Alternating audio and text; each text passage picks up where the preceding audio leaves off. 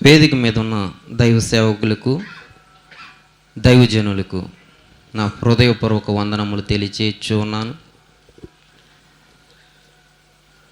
మానవునికి అనుకూలంగా ఉండవలసిన వాతావరణం ప్రతికూలంగా మారిపోయింది.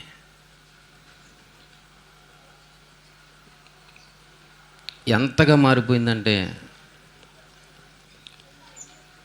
అధికంగా మరణాలు, ఏ సంవత్సరము లేనన్ని మరణాలు ఈ సంవత్సరంలో, ఈ నెలలో. అంటే అర్థం చేసుకోవాలి,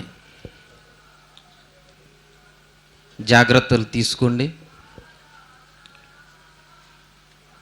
మరి ఈ సమయంలో నాకు ఎక్కువ సమయం ఇవ్వలేదు, నేను నేరుగా వాక్యంలోనికి వెళ్తాను. చిన్న ప్రార్థన చేసుకున్నాం. ప్రభువా, నీకు స్తోత్రములు. వేడి మేము తట్టుకోలేనంతగా ఉంది. అయినను ఈ సమయంలో ఇక్కడికి సేవకులను, దైవజనులను, విశ్వాసులను నీ మాటలు వినుటకు, ఈ సభలను జయకరముగా జరిగించుటకు తీసుకుని వచ్చినందుకు నీకు స్తోత్రములు. మాతో మీరు ఉండండి. నీ వాక్యము, శక్తిగల నీ మాటలు, జీవము గల నీ మాటలు నీ ప్రజలైన వారికి వినిపించుచూ ఉండగా మీరే మహిమ, ఘనత, ప్రభావములు పొందమని అతి శీఘ్రముగా రానయ్యున్న యేసుక్రీస్తు వారి నామమున అడుగుచూ ప్రార్థించుచున్నాము తండ్రి, ఆమేన్. వాక్యం చదువుకుందాం. యోహాను సువార్త 2వ అధ్యాయము 19వ వచనం. యోహాను సువార్త 2వ అధ్యాయము 19వ వచనం. యేసుక్రీస్తు ప్రభువారు ఈ భూమి మీద ఉన్నప్పుడు బహిరంగంగా మాట్లాడుతూ ఉన్నాడు. యెరూషలేములో దేవాలయము దగ్గర ఆయన నిలబడి, శాస్త్రులు ఉన్నారు, పరిసయ్యులు ఉన్నారు, ధర్మశాస్త్రోపదేశకులు ఉన్నారు, ప్రజలు ఉన్నారు. బహిరంగంగా మాట్లాడుతూ ఉన్నాడు. దేవాలయాన్ని చూపించి ఏమంటున్నాడు? యేసు, ఈ దేవాలయాన్ని పడగొట్టండి, 3 దినములలో దాన్ని లేపుతాను. వారితో మాట్లాడుతున్నాడు. అందుకు యూదులు ఈ దేవాలయమును 46 సంవత్సరాలు కట్టారు, నువ్వు 3 దినాలలో దాన్ని లేపుతావు అని అంటున్నారు. యేసుక్రీస్తు ప్రభు వారి యొక్క మాటలు అర్థం కాలేదు, వారికి అర్థం కాలేదు. విచిత్రం ఏమిటంటే శిష్యులకు కూడా అర్థం కాలేదు. నేటి సమాజానికి అర్థం కావడం లేదు. యోహాను ఏం రాస్తూ ఉన్నాడు 21వ వచనంలో? అయితే ఆయన తన శరీరమును, దేవాలయమును గురించి ఈ మాట చెప్పెను. ఆయన మృతులలో నుండి లేచిన తరువాత ఆయన ఈ మాట చెప్పెనని ఆయన శిష్యులు జ్ఞాపకం చేసుకున్నారు. ఎప్పుడు తెలిసిందంట వారికి? ఆయన ఎప్పుడైతే మృతులలో నుండి లేచాడో అప్పుడు తెలిసింది. నేటి క్రైస్తవ్యానికి ఇంకా తెలియడం లేదు. కట్టబోవు దేవాలయం గురించి ఎదురు చూస్తూ ఉన్నారు. ఎందుకు? లోకమంతా దేనికోసం ఎదురు చూస్తుంది? చాలామంది విశ్వసించేది ఏమిటో తెలుసా? అక్కడ దేవాలయము కట్టబడుతుంది, అంతము వస్తుంది. లేఖనము ఏమని బోధిస్తూ ఉంది? ఏం జరగబోతుంది, ఏం జరగాలి, అక్కడ దేవాలయం కట్టబడితే ఏం జరగాలి అని అంటుందంటే 2వ దశలోనికి రాసిన పత్రికలో 2వ అధ్యాయము 2వ వచనంలో పౌలు గారు అనేకమైన సంగతులు మాట్లాడుతూ ఉన్నారు. అసలు విషయానికి వస్తే యేసుక్రీస్తు ప్రభువారు దేవాలయం గురించి ఎందుకు మాట్లాడుతున్నారు? ఏమంటున్నాడు అంటే పడగొట్టండి. నిజానికి మనం చూడవలసి వస్తే ఆ మందిరము ఇప్పుడు లేదు. ఏమైపోయింది ఆ మందిరము? సొలొమోను కట్టించిన మందిరం ఏమైపోయింది? సొలొమోను దినములలో ప్రపంచ ప్రఖ్యాతిగాంచిన దేవాలయం అది. స్వర్ణ దేవాలయం, బంగారంతో కట్టాడు. యూదులకు అతిశయ కిరీటం అది. ఏమైపోయింది దేవాలయం? సొలొమోను దేవాలయము కట్టి ముగించిన తర్వాత ప్రార్థన చేస్తూ ఉంటే యెహోవా తేజోమహిమ ఆ మందిరము మీదకి దిగొచ్చింది. యాజకులు ఆ మందిరములోనికి ప్రవేశించలేకపోయారు. దావీదుతో వాగ్దానం చేశాడు, సొలొమోనుతో వాగ్దానం చేశాడు, నా నామము ఈ మందిరము మీద సదాకాలము ఉంటుందన్నాడు. ఆయనే ప్రమాణం చేశాడు. మరేది దేవాలయం? ఏమైపోయింది ఆ దేవాలయం? దేవుని ఆలయము దగ్గర ఆరాధించవలసిన ఇశ్రాయేలీయులు దేవుని ఆలయమును అపవిత్రపరిచి పాడు చేశారు. ఎంతగా పాడు చేశారో తెలుసా? యోధా సామ్రాజ్యాన్ని పరిపాలించిన వాడు మనష్షే. అతని కాలంలో అయితే మరీ ఘోరమైన సంగతులు, పరిస్థితులు ఆ దేవాలయం దగ్గర నెలకొన్నాయి. 2వ రాజుల గ్రంథము 21వ అధ్యాయము 4వ వచనంలో చూడండి. 2వ రాజుల గ్రంథము 21వ అధ్యాయము 4వ వచనం, మరియు నా నామము ఉంచుదునని యెహోవా సెలవిచ్చిన యెరూషలేములో అతడు యెహోవా మందిరమందు బలిపీఠములను కట్టించాడు. మరియు యెహోవా మందిరమునకున్న 2 సాలలలో ఆయన కట్టించాడు. 7వ వచనం, యెహోవా దావీదుకును అతని కుమారుడైన సొలొమోనుకును ఆజ్ఞ ఇచ్చి మందిరమున ఇశ్రాయేలు గోత్ర స్థానములో నుండి నేను కోరుకొనిన యెరూషలేమునందు నా నామమును సదాకాలము ఉంచుదునని సెలవిచ్చిన యెహోవా మందిరమందు. అదే ఏముంచేశాడు? దేవుని ఆలయమును అపవిత్రపరిచారు. దేవునిని ఆరాధించవలసిన ఇశ్రాయేలీయులు దేవునిని ఆరాధించలేకపోయారు. ఆరాధించకపోగా దేవుని ఆలయము, పరిశుద్ధమైన ఆ ఆలయమును అపవిత్రం చేశారు. దీనికి పౌలు ఏమంటున్నాడు? రోమీయులకు రాసిన పత్రిక 1వ అధ్యాయం 21వ వచనంలో పౌలు మాట్లాడుతూ ఉన్నాడు, వారు దేవునిని ఎరిగియు మరియు దేవునిని ఎరిగియు ఆయనను దేవునిగా మహింపరచలేదు, కృతజ్ఞతాస్తుతులు చెల్లింపలేదు, కానీ తమ వాదముల యందు వ్యర్థులైరి.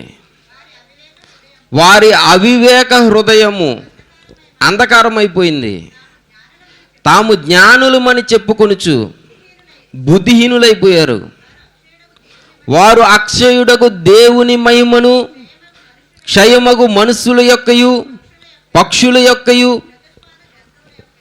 చతుష్పాద జంతువుల యొక్కయు పురుగుల యొక్కయు ప్రతిమా స్వరూపంగా మార్చేశారు. ఎంత ఘోరమైన పాపం చేస్తున్నారు చూడండి. దేవుడు ఎవరో తెలుసు, ఆయన మహిమ ఏంటో తెలుసు. ఐగుప్తు దేశం నుండి ఆయన ఏ విధంగా నడిపించాడో, ఎంతమంది రాజులను, ఎంతమంది జనాంగాన్ని ఆయన ఓడించి యుద్ధాలు చేసి ఆ కానాను దేశమును వారికి అప్పగించారు. కన్నులారా చూసిన వారు. యెహోవా తేజోమహిమ ఆ మందిరము నిండా ఉండగా చూసిన వారు దేవుని మహిమను ఎరిగి కూడా ఏమైపోయారో తెలుసా? వారి అవివేక హృదయము అంధకారం అయిపోయింది. అయినా విడిచిపెట్టలేదు ఆయన. పెందల కడే వారి ప్రవక్తలను లేపి, దేవుని ప్రవక్తను లేపి ఇశ్రాయేలీయులకు ప్రకటిస్తూనే వస్తున్నాడు. మారండి, నా వైపు తిరగండి. మారారా? ఎన్ని సంవత్సరాలు ప్రకటించాడంట? యెరెమీయా గ్రంథము 25వ అధ్యాయము 3వ వచనం. యెరెమీయా గ్రంథము 25వ అధ్యాయము 3వ వచనం. ఆమోను కుమారుడును యోధారాజునైన యోషియా 13వ సంవత్సరం మొదలుకొని నేటి వరకు 23 సంవత్సరాలు యెహోవా వాక్కు నాకు ప్రత్యక్షమగుచూ వచ్చింది. నేను పెందలకడ లేచి మీకు ఈ మాటలు ప్రకటించుచు వచ్చినను మీరు వినకపోతే వినరా? ఎవరన్నా? ఎన్ని సంవత్సరాలు ప్రకటించాడంట? 23 సంవత్సరాలు. 23 సంవత్సరాలు యెహోవా వాక్కు నాకు అందుతూనే వచ్చింది. పెందల కాడ లేచి మీ మధ్యకు వచ్చి ప్రకటిస్తున్నా. 1 సంవత్సరం చెప్తారు, 2 సంవత్సరాలు చెప్తారు, లేదా ఒక 10 సంవత్సరాల వయసు వచ్చే వరకు చెప్తారు. ఏంటి 23 సంవత్సరాలు చెప్పేవారు ఎవరైనా ఉంటారా? ఎంత బాధపడి ఉంటాడో యెరెమీయా గారు. బహుశా ఈ కాలంలో ఈ యెరెమీయా గారు కూడా అదే బాధపడుతున్నారేమో. 23 సంవత్సరాలు ఆగకుండా పెందల కడ లేచి దేవుని వాక్యము, ఆయన ఏదైతే చెప్పాడో అదే మాట, సైన్యములకు అధిపతి యెహోవా ప్రకటించుచున్న వాక్యము వారికి వినిపిస్తే ఒక్కరూ మారలేదు. ప్రియమైన వారలారా, ఒక్కరూ వినలేదు. ఎందుకో తెలుసా? వారికి అంత క్షేమంగా ఉంది. అప్పటికే ఇశ్రాయేలీయులు అశ్షూరు చెరపాలైపోయారు. అశ్షూరు రాజు వచ్చి ఇశ్రాయేలీయులను చెరగను పోయాడు. యోధా సామ్రాజ్యం ఉంది. ఎందుకో తెలుసా? యోధా సామ్రాజ్యంలో ఏముంది? దేవుని మందిరం ఉంది. దేవుడు ఆ నామము ఆ మందిరము మీద ఉంది. కాబట్టి ఎవడైనా సరే యోధా రాజ్యము మీదకి రావాలి అని అంటే భయపడేవారు. యోధా రాజ్యం మీదకి రావాలంటే అనుమతి కావాలి. అనుమతి ఎవరి అనుమతి? దేవుని అనుమతి. వినలేదు. 23 సంవత్సరాలు ప్రకటించిన వినలేదు. కాబట్టి ఆయన ఏం చేశాడో తెలుసా? ఎంతగా అప్పగించేశాడో తెలుసా? దేనితో సహా అప్పగించేశాడో తెలుసా? 27వ అధ్యాయం 5వ వచనం చదవండి. యెరెమీయా గ్రంథము. అధిక బలము చేతను, చాచిన బాహువు చేతను భూమిని, భూమి మీదనున్న నరులను, జంతువులను నేనే సృజించి ఎవరికిచ్చుట న్యాయమని నాకు తోచెనో వారికి ఇచ్చుచున్నాను. ఇప్పుడైతే దేశములన్నిటినీ నా దాసుడగు బబులోను రాజైన నెబుకద్నెజరు వశము చేయుచున్నాను. అతని సేవించుటకై భూజంతువులన్నిటినీ కూడా అతని వశము చేయుచున్నాను. చూడండి, సమస్తాన్ని ఎవరికి అప్పగించేసాడో తెలుసా? బబులోను రాజు వశం చేసేస్తానన్నాడు. ఎంత ఇదిగా మాట్లాడుతున్నాడో చూడండి. బాహువు చేతను, చాచిన చేతి చేతను నరులను నేను సృజించాను. ఇప్పుడు అధికారాన్ని ఎవరికి ఇచ్చేస్తున్నాడంట? ఎంతగా అప్పగించాడో తెలుసా? బబులోను రాజుకి ఎంతగా అప్పగించాడో తెలుసా?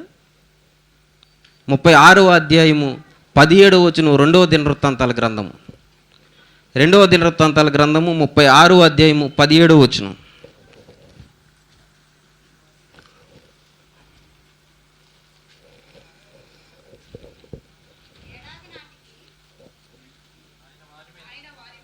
ఆయన వారి మీదకి కల్దీయుల రాజును రప్పింపగా అతడు వారికి పరిశుద్ధ స్థలముగానున్న మందిరములో వారి యవ్వనులను ఖడ్గము చేత సంహరించెను. అతడు యవ్వనుల యందైనను యువతుల యందైనను ముసలి వారందైనను నెరసిన వెంట్రుకలు గల వారందైనను కనికరింపలేదు. దేవుడు వారందరినీ అతని చేతికి అప్పగించెను. మరియు బబులోను రాజు పెద్దవేమి చిన్నవేమి దేవుని మందిరపు ఉపకరణములన్నిటినీ యెహోవా మందిరపు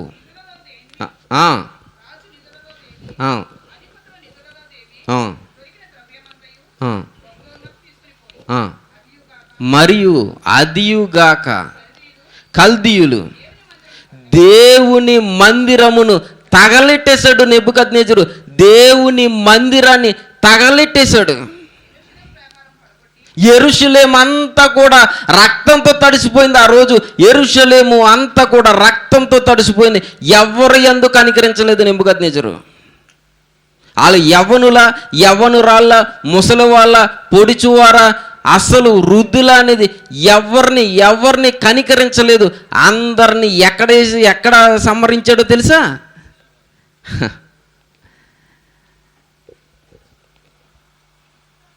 వెళ్తూ ఏం చేశారు? దేవుని ఆలయాన్ని తగలెట్టేశారు. లేదు, అక్కడ ఆలయం పడేశాడు. ఏంటి? దేవుడు వాగ్దానం చేసిన ఆలయం అది. సదాకాలము నా నామం ఉంచుతానన్నాడు. నా నామము ఆ మందిరం మీద ఉంటుందన్న ఆ దేవాలయము. యేసుక్రీస్తు ప్రభువారు దేని గురించి మాట్లాడుతున్నారు?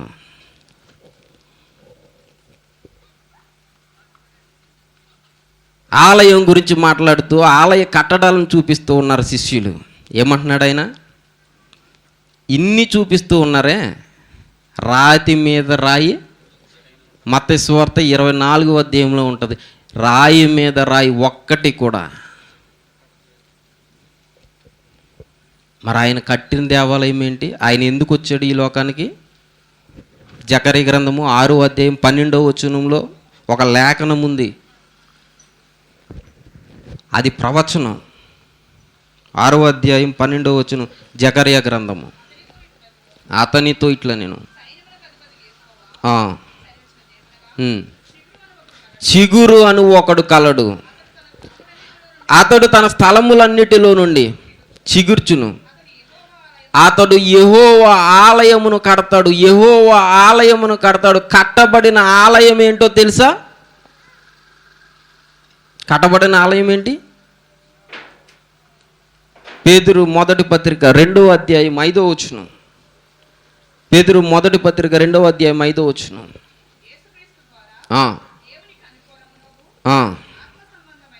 ఆత్మ సంబంధమైన బలులు అర్పించుటకు పరిశుద్ధ యాజకులుగా ఉండుటకు మీరును సజీవమైన రాళ్ళ వలె ఉండి ఆత్మ సంబంధమైన మందిరముగా కట్టబడుచున్నారు. మందిరముగా కట్టబడుచున్నారు. ఈరోజు మందిరం ఏంటి? యేసుక్రీస్తు ప్రభువారు కట్టిన మందిరం ఏంటి చెప్పాలి. ఏంటి ఎవరు మాట్లాడట్లేదు? నా సమయం అయిపోతుంది. నాన్నగారు రిక్వెస్ట్ చేశారు నాకు అరగంట వరకే అని చెప్పాలి. 3:16 మొదటి కొరింథీ పత్రికలు ఏమంటున్నాడు? మనమే దేవుని ఆలయం. ఇప్పుడు అడుగుతున్నాను, దేవుని ఆలయము ఎలా ఉంటుంది? పరిశుద్ధమైనదిగా ఉంటుంది. దేవుని ఆలయం పరిశుద్ధమా కదా? మనం దేవుని ఆలయమా కదా? దేవుడు మనలో నివసిస్తున్నాడా లేదా? చెప్పండి. నా ఆలయము పరిశుద్ధమైనదని ఎవరైనా చేయి పైకెట్టండి. నా ఆలయము పరిశుద్ధమైనది, నాదో ఎటువంటి అపవిత్రత లేదు, నాది పరిశుద్ధమైన ఆలయము, దేవాలయము, ఆయన కట్టిన ఆలయం అన్నవారు ఒక్కరు చేయి పైకెట్టండి.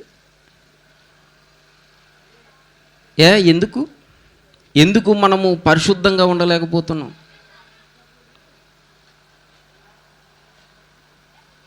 ఆనాడు వాళ్ళకి ప్రకటించాడు, ఈనాడు మనకి ప్రకటిస్తున్నాడు. ఏంటో తెలుసా? 3వ అధ్యాయము 17వ వచనం, 1 కొరింథీయులకు రాసిన పత్రిక. ఎవడైనను దేవుని ఆలయమును పాడు చేస్తే దేవుడు వానిని పాడు చేయును. దేవుని ఆలయము పరిశుద్ధమైనది. బాగుగా వినండి, ఆయన ఆనాడు నా నామం ఉంచదనని చెప్పిన ఆ దేవాలయాన్ని తగలట్టేసి ఇలా అప్పగించేశాడు.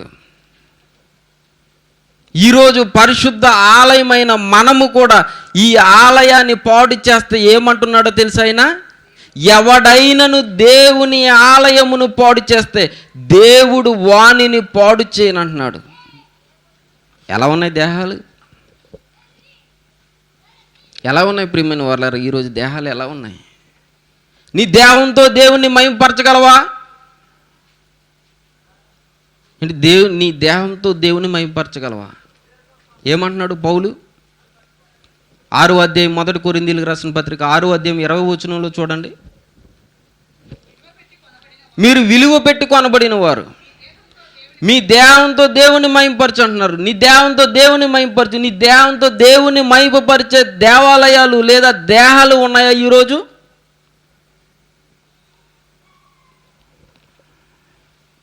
ఆయన ఆలయంలోకి నిషిద్ధమైనది ఏది ప్రవేశించడానికి వీలు లేదా. ఆయన ఊరుకోడు. అబీబు నాదాబులు గురు ఏమైపోయారు తెలుసా మీకు? ఆయన ఆలయంలోకి ఆయన ఆజ్ఞాపించిన అగ్ని పట్టుకెళ్తున్నారు. ఏమైపోయారు?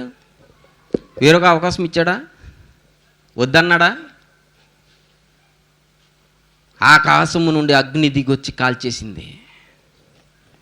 మరి ఈ దేహం అనే ఈ ఆలయంలోనికి నువ్వేం పంపేస్తున్నావు?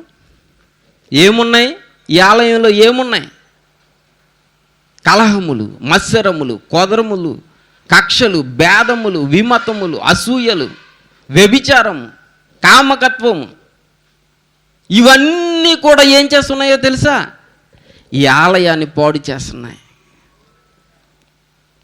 ఏమున్నాయి ఈరోజు నీలో? ఏమీ లేవనకండి. ఏమున్నాయి ఈరోజు నీలో? పరిశుద్ధంగా కనపడుతుందా ఈ ఆలయం? ఈ ఆలయాన్ని కట్టడానికి ఆ దేవాది దేవుని కుమారుడు బలైపోయాడు. ఆయన కార్చిన రక్తం, ఆయన పొందిన దెబ్బలు, ఆయన అనుభవించిన మరణం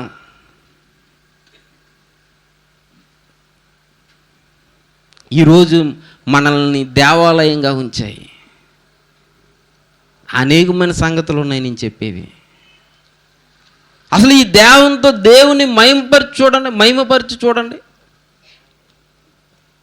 ఏదైనా నీ దేహం జోలికి రావాలి అని అంటే అనుమతి కావాలి. ఎవరి అనుమతి? యోబుని గురించి గ్రంథంలో ఏమంటున్నాడు ఆయన? నువ్వు సమస్తాన్ని తీసివేసావు. ఎవరైనా దేహం బాగుంటే, శరీరం బాగుంటే ఏదైనా మాట్లాడతాడు అంటున్నాడు. ఒక్కసారి ఆ దేహాన్ని ముట్టి చూడు. అనుమతించాడు దేవుడు. యోబు విషయంలో అనుమతించాడు దేవుడు. అరికాలు నుండి నడినెత్తి వరకు కురుపులు వచ్చేసాయి, పుండులు వచ్చేసాయి. భార్య వచ్చి అంటుంది, నువ్వు ఇంకా యథార్థతను విడిచిపెట్టవా? దేవుని దూషించు. దేవుని దూషించి నువ్వేమేమంటున్నాడు? నువ్వు చచ్చిపో. 2వ అధ్యాయం 9-10 వచనాల్లో కనపడతాయి మీకు యోబు గ్రంథంలో. దేవుని దూషించి నువ్వు చచ్చిపో. ఆయన ఏమంటున్నాడు తెలుసా? మూర్ఖురాలు మాట్లాడినట్టు మాట్లాడకు. మనం దేవుని వలన మేలు మాత్రమే పొందగలమా? కీడు అనుభవించడానికి మనం సరిపోమా? అంటే దేహముతో కూడా దేవుణ్ణి ఆరాధిస్తూ ఉన్నాడు, మహిమపరుస్తున్నాడు యోబు. తుదకు అతని స్థితి ఎక్కడికి వెళ్ళిపోయింది? అందరికన్నా ఉన్నతమైన స్థితిలో నిలవబెట్టాడు. ఈరోజు ఎవరు చెప్పగలం? ఎవరైనా మాట్లాడగలమా? మన దేహంతో దేవుని మహిమపరిచి చూడండి. ఆ గొప్ప ఆశ్చర్యకార్యాలు చూస్తాం మనం. బబులోను పట్టణంలో ఉన్నారు ఎవరు? షద్రకు, మేషక్, అబేద్నెగోలు. ప్రతి ముక్కు మొక్కమంటే మొక్కలేదు. ఏం చేయమన్నాడు రాజు? అగ్నిగుండంలో పడేయండి. ఎంత కోపం వచ్చేసిందో ఆయనకి. అగ్ని రెట్టింపు చేశారు, అగ్నిగుండంలో పడేశాడు. వీళ్ళని పడేయడానికి వెళ్ళిన వాళ్ళు కాలిపోయారు. వీళ్ళు 3వ అధ్యాయం 27వ వచనంలో చూడండి, దానియేలు గ్రంథం.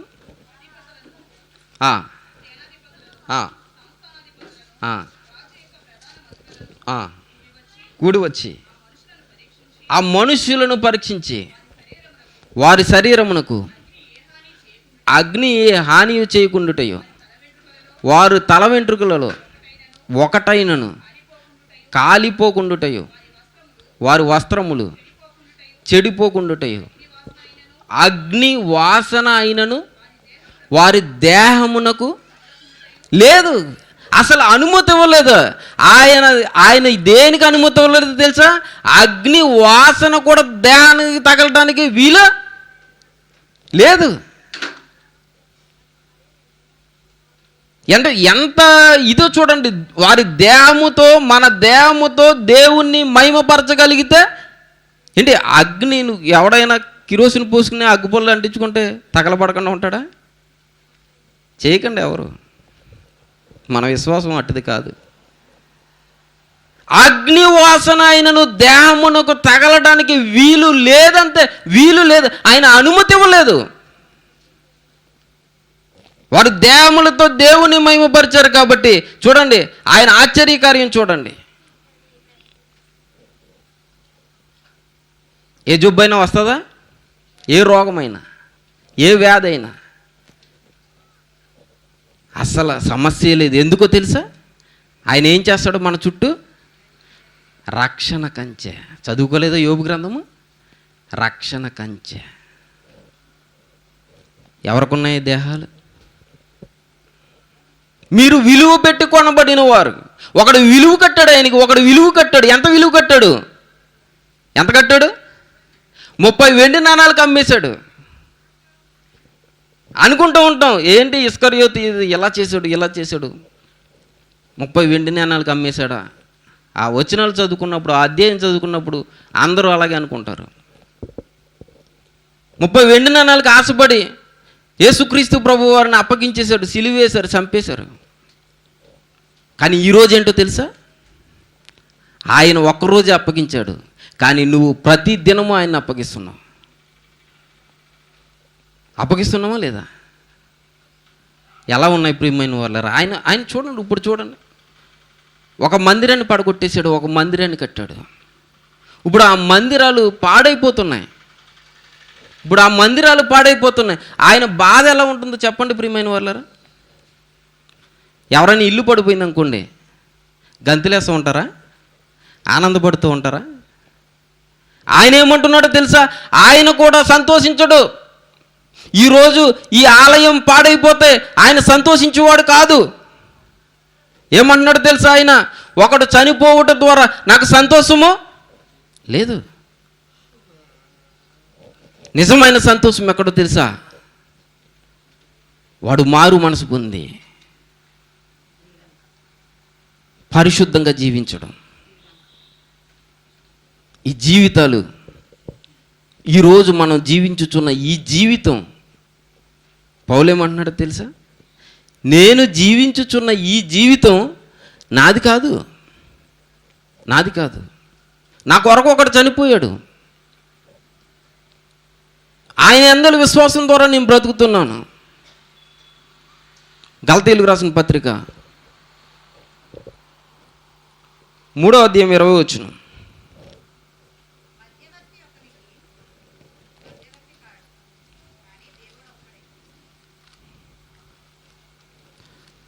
రెండో అధ్యాయం 20వ వచనం చదవండి.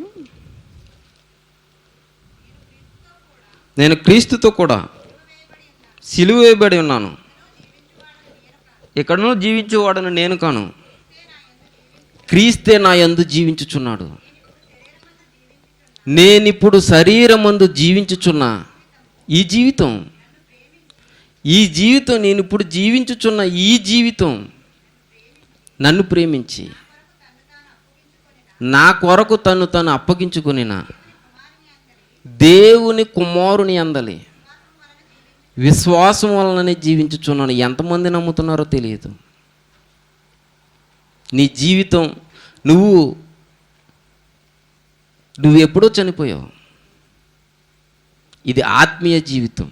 క్రీస్తులోనికి వచ్చాక ఈ జీవితం ఏంటి? ఆత్మీయ జీవితం. దీనిని నువ్వు ఎలా కొనసాగిస్తున్నావు? దేహాన్ని పోషించాలి, అవునా కదా? దేహాన్ని పోషించాలి, లేకపోతే ఏమవుతుంది?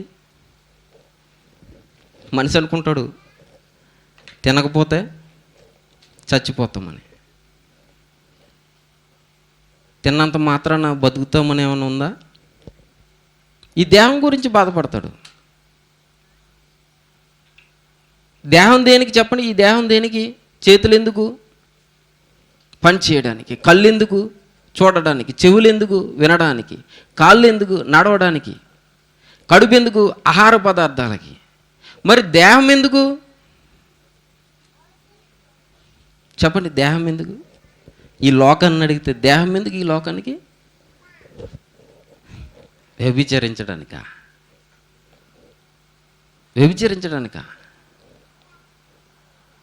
6వ అధ్యాయం 13 వచ్చిన మొదటి కొరింథీయులకు రాసిన పత్రిక 6వ అధ్యాయము 13 వచ్చిన మొదటి కొరింథీయులకు రాసిన పత్రిక. భోజన పదార్థములు కడుపు భోజన పదార్థములకును నియమింపబడి ఉన్నవి. దేవుడు వాటిని నాశనం చేస్తాడు. దేహము జారత్వం నిమిత్తం కాదు, కానీ ప్రభు నిమిత్తము, ప్రభువు దేహము నిమిత్తము. ఇది సత్యం. దేహం ఎవరి నిమిత్తము? ప్రభు ఎవరి నిమిత్తము? దేహము నిమిత్తము. కాబట్టి ఈ దేహముతో దేవుణ్ణి మహింపరచాలి. ఎలా మహింపరుస్తావు నువ్వు? మహింపరచట్లేదు. ఏ రోజు ఎలా అయిపోయారో తెలుసా? ఉదయమేమో ఆరాధనకి వచ్చి చర్చికి వస్తారు, సాయంత్రం దుకాణానికి వెళ్తారు. దుకాణం అంటే అర్థమైపోతుంది మీకు, ఎందుకంటే అది డైలీ చేసే పనే కాబట్టి. ఏం తాగుతున్నావా? క్రైస్తవుడు పుట్టి తాగడానికి సిగ్గు లేదు? ఏమీ తెలియని వాళ్ళకి మళ్ళీ వస్తారు. మరలా ఏమీ తెలియని వాళ్ళకి మళ్ళీ వస్తారు.